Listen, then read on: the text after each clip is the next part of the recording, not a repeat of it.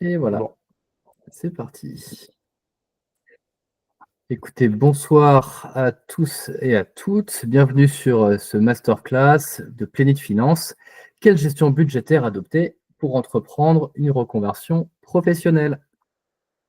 Alors, je vais commencer par une présentation très rapide de Plénit Finance. Nous accompagnons depuis plus de 10 ans des particuliers et des professionnels dans leur gestion budgétaire.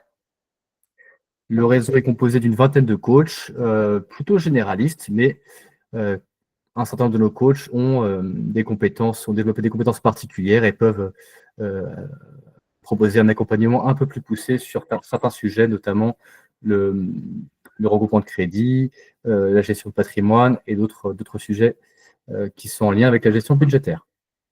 Je vais me présenter assez rapidement. Donc, je suis Mathieu Grellet, je suis coach chez Plénit Finance depuis 3 ans et j'ai eu l'occasion d'accompagner une cinquantaine de personnes sur différents sujets. Et c'est vrai que quand j'ai rencontré donc, des personnes en reconversion professionnelle, ce sujet m'a tout de suite intéressé plus que les autres, plus particulièrement, parce que non seulement je suis passé par là, et j'estime que j'ai une réelle plus-value quand j'accompagne des personnes qui quittent parfois un emploi salarié pour par la suite s'installer en tant qu'indépendant. Deux principaux objectifs de ce masterclass ce soir. Le premier, c'est comprendre l'importance de la gestion budgétaire dans une reconversion.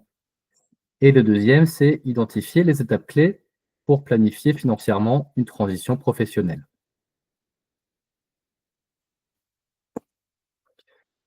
Avant toute chose, je souhaitais vous faire part de mon expérience, en tout cas de 4 exemples que j'ai été amené moi personnellement à traiter. Le premier, c'est Charles qui, bien qu'en CDI, était à découvert tous les mois. Charles se sentait coincé dans son emploi car sa situation était tellement dégradée financièrement et même un petit peu aussi personnellement qu'il estimait que changer d'emploi, ça représentait un risque beaucoup trop grand pour lui. À partir du moment où il a gagné en sérénité, où ses finances sont redevenues dans le vert, il a pu prendre ce risque et il a pu quitter un emploi qu'il occupait déjà depuis 6 ans. Voilà. Donc ça, c'est un cas clairement où on a pu aider donc une personne en CDI à trouver un autre emploi. Un autre exemple maintenant, et on aura quelques chiffres à la suite de cette présentation, c'est Léna, qui était en CDI dans une agence de communication, qui ne trouvait pas beaucoup de sens à son travail et qui a longtemps hésité avant de se lancer comme psychologue en indépendant. Arthur, enseignant à temps partiel dans l'éducation nationale, exerçait en parallèle une activité de magicien en tant qu'indépendant. Arthur hésitait à se lancer à 100%. Est-ce que sa future activité serait à même de subvenir à ses besoins ou en tout cas, à minima, de pouvoir remplacer son ancien salaire d'enseignant à temps partiel? Mélissa, après un sévère burn-out, gérait une salle de sport en indépendante. Elle se sentait un petit peu perdue, manquait beaucoup de confiance en elle et hésitait à prendre un poste en tant que salarié. Donc, 4 exemples où fondamentalement la gestion budgétaire a joué un rôle significatif dans ces parcours de reconversion professionnelle.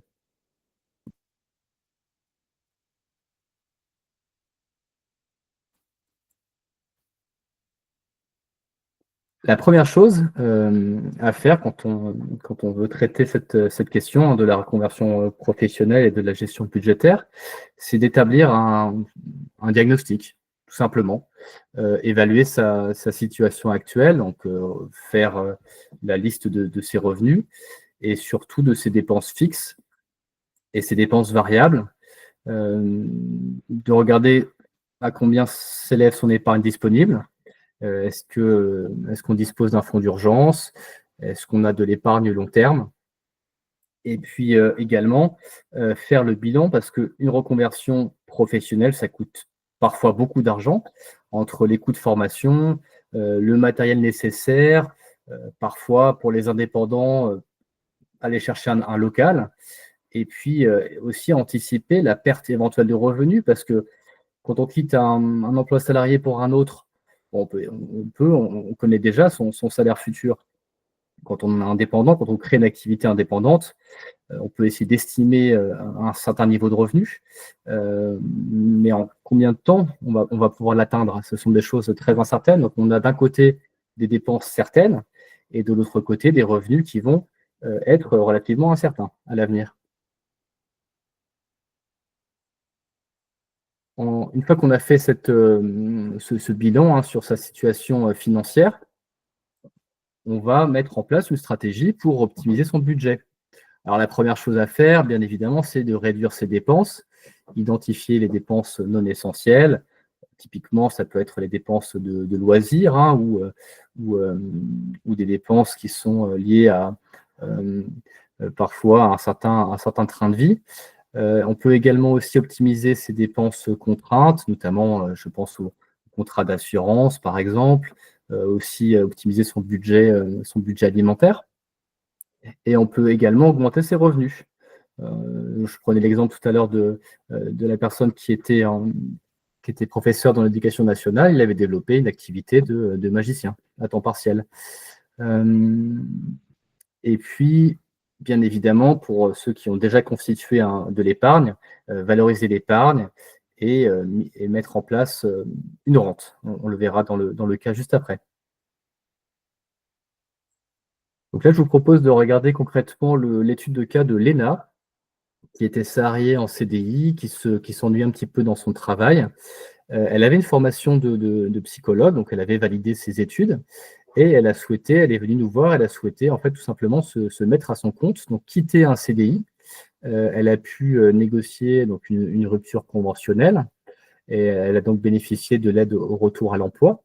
Avant la reconversion, elle gagnait 2 000 € net par mois, elle avait un loyer, un poste dans les charges fixes, on a l'alimentation, l'énergie, la téléphonie, le carburant, elle avait un prêt pour son véhicule, elle avait encore un prêt étudiant. Elle se faisait plaisir, elle avait des sorties courantes, elle mettait en place de l'épargne de précaution tous les mois et aussi de l'épargne pour ses vacances. Donc en gros, 2 000 € de revenus, 2 000 € de dépenses, dont 200 € d'épargne. Il y a eu pour elle ce qu'on appelle une période transitoire, c'est-à-dire qu'à un moment donné, elle a touché de l'aide de Pôle emploi, donc à hauteur de 700 € par mois. Et pendant les premiers mois d'activité, ça n'a pas été simple. Son planning de rendez-vous ne s'est pas rempli tout de suite. Il faut penser au planning sur Doctolib hein, pour ceux qui sont dans les professions de santé. Parfois, on a des rendez-vous certains jours. On a des jours qui sont complètement vides de rendez-vous. On a des rendez-vous qui sont annulés à la dernière minute. Donc, pendant plusieurs mois, elle s'est contentée de à peu près 900 € tous les mois, ce qui représente en gros une quinzaine de rendez-vous par mois. C'est pas beaucoup en début d'activité, mais il a fallu faire avec. Donc, elle gagnait à peu près 1 600 €. Elle avait toujours son loyer à payer. Elle a réussi, grâce donc, au coaching, à diminuer un petit peu son poste alimentation. On a aussi agi sur ses crédits. On a regroupé en fait son prêt dans sa voiture et son prêt étudiant. Donc, elle est passée de 400 € de mensualité à 300. Elle a diminué fortement son budget de sortie courante pendant la période transitoire. Elle n'avait pas les moyens d'avoir en fait un budget plus élevé pour ce poste-là. Et puis elle a supprimé son épargne vacances. On voit qu'elle a quand même gardé son épargne de précaution, qui est pour moi une sage décision. Après la reconversion, ses revenus sont élevés à 1 500 € à peu près. Donc ça, c'était au bout de 6 mois, pour donner un ordre d'idée. Avant la reconversion, période de transitoire de 6 mois et après la reconversion, donc 6 mois après le début d'activité. Grâce à l'épargne qu'elle avait constituée depuis un certain temps, en fait, elle a pu faire l'acquisition de parts de SCPI et générer ainsi à peu près 250 € de revenus supplémentaires. Donc, total de ses revenus après la reconversion, 1 750 €. Toujours le loyer, l'alimentation, les postes qui ont été optimisés. Et puis, elle a retrouvé un peu d'aisance, donc avec son poste sortie courante, et qui est revenu au montant qu'elle avait précédemment. Donc, voilà un exemple chiffré de ce qui est possible de faire en termes d'accompagnement de personnes qui sont dans le cadre d'une reconversion professionnelle. Vous m'avez posé plusieurs questions et je vais, tout simplement, bah, répondre, hein, sauf s'il y en a d'autres sur le chat, tout simplement dans l'ordre, hein. Donc la première question, c'est, combien d'épargne prévoir pour rester en sécurité? Alors tout d'abord, quand on parle d'épargne, ce qui est fondamental, à comprendre, c'est qu'il y a ce qu'on appelle l'épargne d'urgence, qui en règle générale, couvre entre 3 à 6 mois, de revenus. Donc, pour rester en sécurité, à mon sens, dans le cadre d'une reconversion et surtout si on part sur, une activité indépendante, ma recommandation sera plutôt d'aller vers, 6 mois d'épargne, hem, donc 6 mois d'épargne par rapport aux revenus qu'on vise. Seconde question, comment mettre en place un budget long terme, et gérer les imprévus? Alors, la première chose à faire déjà, c'est de gérer son budget mensuel au cordeau. On ne peut pas, penser long terme, et gérer les imprévus si on n'a pas déjà une gestion rigoureuse, au mois le mois. À partir du moment où c'est le cas, où on est capable de tout simplement de mettre en place un budget mensuel et de s'y tenir, on va être capable d'aller un peu plus loin. Donc plus on est efficace au mois le mois, plus on va être capable de prévoir, tout simplement ce qu'on appelle les imprévus, mais la plupart du temps, un imprévu est prévisible. Donc, si on veut changer la machine à laver ou de voiture, voilà, on peut mettre un petit peu d'argent de côté. Donc, ce sont des choses qui se planifient, qui se gèrent plutôt bien. Comment optimiser mon épargne? Là, pour le coup, moi, je suis pas conseiller en gestion de patrimoine. On peut tout simplement donner quelques conseils basiques. Et puis, si ça dépasse ce cadre-là, on va être amené à passer la main à un professionnel de l'épargne. Comment anticiper sa reconversion? Bah, je pense que la meilleure des choses, c'est de se poser en amont, de se poser un tas de questions et notamment, je pense que l'aspect budgétaire est fondamental. Donc, plus on s'y prépare en amont, plus la chance de réussite de sa reconversion va être élevée. Donc, il faut pas hésiter à se poser plein de questions sur combien on va anticiper comme revenu, combien de temps ça devrait prendre, parce que il ne faut pas tomber aussi dans le négatif. Il faut arriver à se donner des objectifs qui sont atteignables à court terme et à long terme. Donc, retrouver son niveau de revenu précédent en 6 mois, c'est quasiment impossible. Par contre, se fixer un objectif, se dire, bah voilà, dans 6 mois, je veux avoir tant de revenus, dans 12 mois, je veux avoir tant de revenus, et puis suivre ces chiffres un petit peu tous les mois.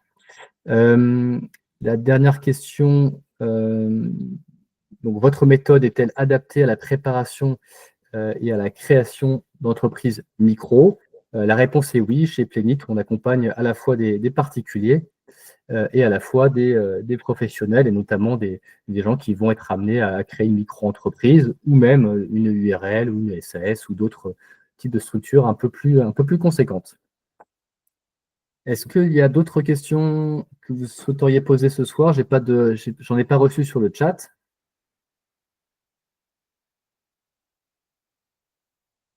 Non? Bon. Et ben, dans ce cas, je vais passer tout simplement à la suite. Donc, si vous souhaitez aller plus loin avec Plenit, nous vous proposons 2 choses. La première, c'est tout simplement ce qu'on appelle, nous, une étude budgétaire personnalisée, qui va vous permettre tout simplement d'avoir, très rapidement, donc en 2 rendez-vous, avec un coach, l'image de votre situation actuelle et une projection de ce qui est possible de faire. Tout ça accompagné avec un expert. Donc, vous aurez clairement la vision de votre situation actuelle et qu'est-ce que ça donnerait avec tous les conseils qu'on peut vous donner pour sécuriser un petit peu votre reconversion professionnelle. La deuxième chose qu'on peut vous proposer chez Plenit, c'est tout simplement du coaching. Donc, on a un certain nombre de coachs qui peuvent vous accompagner sur ce moment de vie qui est assez structurant pour vous, mais qui peut faire un petit peu peur. Donc, le coaching, c'est avoir la possibilité d'avoir une personne, un humain en face de vous, qui va tout simplement vous prendre à un moment de votre vie et puis vous accompagner un peu plus loin sur le chemin de la réussite et de la reconversion professionnelle.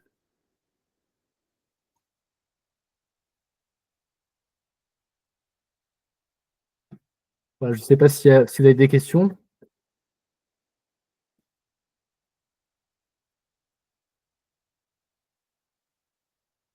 Non, je pense à Laurence. Je ne sais pas si Laurence vous avez des questions. En fait, là, je vous remercie beaucoup de me laisser lever la main, voilà, désigner volontaire. En fait, moi, aujourd'hui, je suis désolée, je vais parler de mon cas, c'est celui que je connais le mieux. J'ai une activité de salarié qui est assez bien payée, même bien payée, très bien payée. En parallèle, je me suis formée à un métier de thérapeute. J'ai quelques clients, mais quand vous regardez le cas que vous présentiez, je ne suis même pas encore à ce niveau-là de, de recettes. Aujourd'hui, je suis micro-entrepreneur, donc il y a tout ce que je gagne, je le déclare à l'URSSAF, ce qui fait qu'il y a pratiquement moins de 30% qui partent comme ça. Ouais. Euh, Pas forcément évident de se dire je saute le pas parce que bah, à côté de ça, il y a les charges, il y a l'appart, il y a les études des enfants. Enfin, voilà. Euh, est-ce que c'est est-ce que vous permettez aussi d'avoir cette vision de se dire c'est peut-être pas le bon moment et vaut mieux attendre tout en développant votre activité à côté ou au contraire c'est dire bon bah, de toute façon entre guillemets advienne que pourra si c'est pas maintenant très dommage de retarder le truc. Je pense que c'est une excellente question. Juste pour avoir un peu plus d'informations, c'est une activité que vous exercez, ça représente combien de temps par semaine? Est-ce que vous arrivez vraiment à avoir un temps pour l'activité salariée et un temps pour l'activité indépendante? Comment vous fonctionnez aujourd'hui? Alors aujourd'hui je suis à plein temps en CDI dans l'entreprise D'accord. et je reçois mes clients surtout les soirs et les week-ends mais Ok. voilà, enfin, c'est même pas que je débute parce que ça va faire un an. J'ai 5 clients. Euh, j'ai aussi un souci, je pense, de communication parce que j'ai pas forcément énormément communiqué dessus. Euh, c'est le bouche à oreille qui fonctionne, mais voilà. Du coup, c'est vrai que je pense que ça génère aussi la retenue, c'est-à-dire que j'ai 5 clients, mais je sais aussi que c'est parce que je me retiens de me déployer plus. À un moment, bah, il faudra faire un choix entre l'activité de salarié et l'activité de micro-entrepreneur. Bah, je pense qu'honnêtement, pour avoir accompagné un certain nombre de profils, alors c'est vrai que moi, j'ai pas eu de personnes à 100% en CDI qui avaient une activité en plus à côté. J'ai plutôt eu des personnes qui étaient à 80%, voire un petit peu moins en CDI et Ouais, qui se dégageaient du temps. Alors, je prends l'exemple, si je reviens sur l'exemple du professeur hein, dans l'éducation nationale, lui était à temps partiel. Alors, il avait cette flexibilité. ouais. Il était passé à 80% justement pour se donner en fait un peu plus de chance à son projet. Honnêtement, sa période de transition à lui a pris un peu plus d'un an. Donc il a commencé, il était à temps partiel donc, dans l'éducation nationale. Je ne vous cache pas que le mercredi, pour son activité à lui de magicien, c'était un jour où il travaillait beaucoup, et les week-ends. À un Mhm. moment donné, en fait, il y a eu une bascule. C'est-à-dire qu'à un moment donné, il s'est dit, ok, j'ai mon CDI, je suis rassuré par mon salaire, mais je vois que petit à petit, mon activité de magicien, alors peut-être qu'au début, j'ai quelques clients, mais je vois qu'avec le bouche à oreille, je commence à être sollicité un petit peu plus. Je ne suis pas capable de répondre à toutes les sollicitations. Qu'est-ce que je fais? Donc, on est vraiment sur ce moment où on se retrouve à se dire, bon, est-ce que 5 clients, c'est bien? Est-ce que je vais plus loin? Donc, c'est vraiment ce genre de questions. Déjà, si vous sentez qu'il y a une demande, je pense qu'il faut creuser un petit peu plus, peut-être envisager un passage à 80% si c'est possible pour vous, en tout cas avec votre employeur, pour essayer de développer un peu plus votre activité.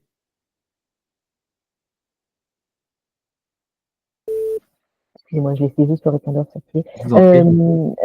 Bah, c'est ça en fait le sujet, parce que qui dit passer à 80%, c'est forcément un impact sur le salaire, sachant qu'aujourd'hui, ce que j'ai en termes de confort de vie, c'est-à-dire l'appart, la voiture, euh, bah, est basé sur les revenus actuels de mon statut de salarié, quoi. Oui, Donc, c'est ça. c'est Donc, donc compliqué. c'est pour ça que le travail sur le budget est fondamental. C'est en fait structurer, préparer votre budget pour aller plus loin et pour développer l'activité. Mm, Donc, mm. c'est avoir un regard sur votre train de vie actuel, regarder ce qu'il est possible de faire et mettre en fait c'est le chemin que vous allez tracer finalement. On va mettre les briques qui vont faire en sorte que petit à petit, votre activité va pouvoir se développer, que vous soyez sereine sur vos revenus, sur vos dépenses, et vous puissiez vous développer tranquillement, quoi. C'est exactement le but de la méthode, en tout cas. D'accord. Très clair. Ce que je peux vous proposer par la suite, hein, si vous le souhaitez, c'est que je vous rappelle et puis on discute de votre cas particulier. Oui, oui, d'accord, très bien. Je vous rappellerai un petit peu plus tard après la présentation. Merci en tout D'accord. cas d'avoir posé la question. Merci. Voilà, Séverine, Laurent, je ne sais pas si vous avez des questions de votre côté.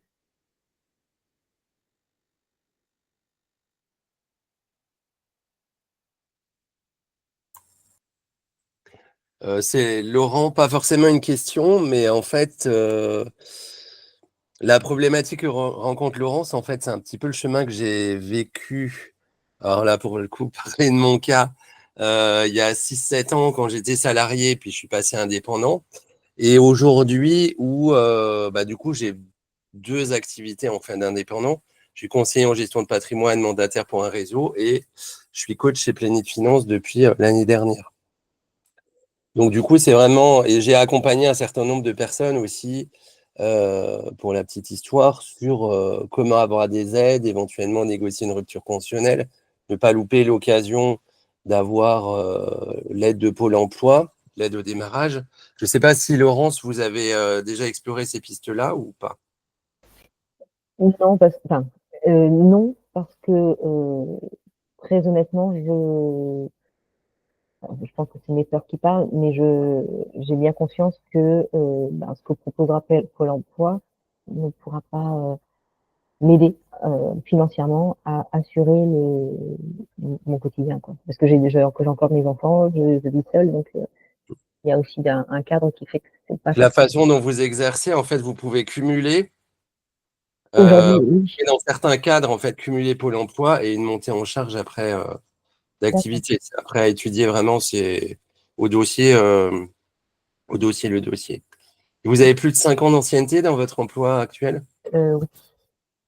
Parce que dans ce cas-là, quand vous avez aussi un projet, je ne sais pas si vous savez, on peut avoir aussi une démission sous certaines conditions. En démissionnant, en ayant plus de 5 ans d'ancienneté, si on a un projet professionnel, on peut aussi avoir des aides via France Travail aujourd'hui, disait Pôle emploi. D'accord. Mais ça, c'est vraiment à voir après au cas le cas.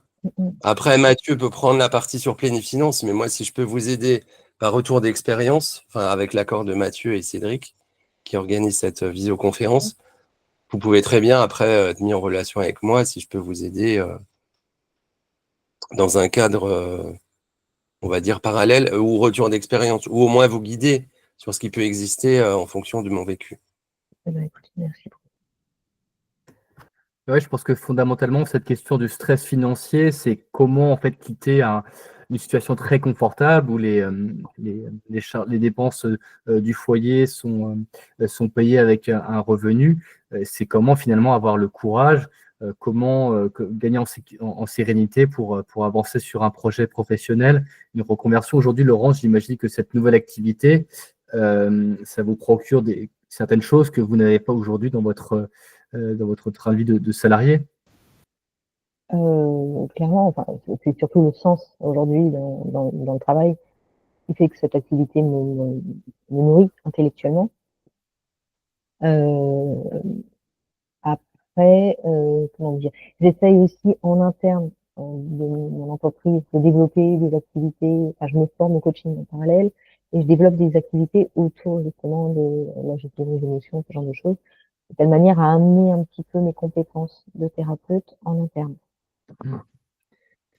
Oui, est-ce que ça peut être aussi négocier avec votre employeur, que vous puissiez être mis simplement sur de la formation en interne ou pouvoir participer un petit peu ou mettre en place ce que vous faites, vous, dans votre micro-entreprise au travail. Et puis, ça ne peut que renforcer finalement votre projet aussi, également pour la suite, quoi.